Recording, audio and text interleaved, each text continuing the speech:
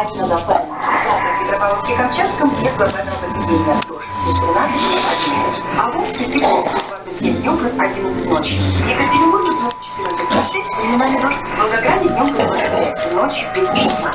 Восток и все еще летний плюс 26 днем плюс 18 ночью. В Петербурге прохладно, зато без осадков плюс 17 днем плюс 7 ночью. И в Москве станет прохладнее, днем плюс 18, ночью плюс 7. И не о погоде на Известия. Знаешь, что по легенде семейства мудрецы говорили, что погоду можно попросить у высших сил, но благодарность вознести им даром.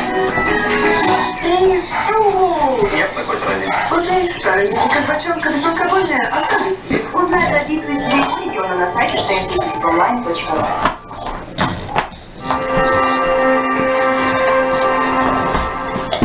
Мы живем в самой прекрасной стране на свете, и все остальные страны нам завидуют.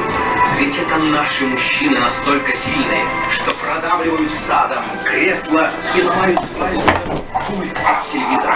Это мы придумали в первую брачную ночь считать подаренные деньги. Это благодаря нашим заборам и лифтам весь мир узнал, кто такая Светка из второго подъезда. Только у нас любовницы живут лучше, чем жены и дети. Это матчи нашей футбольной сборной.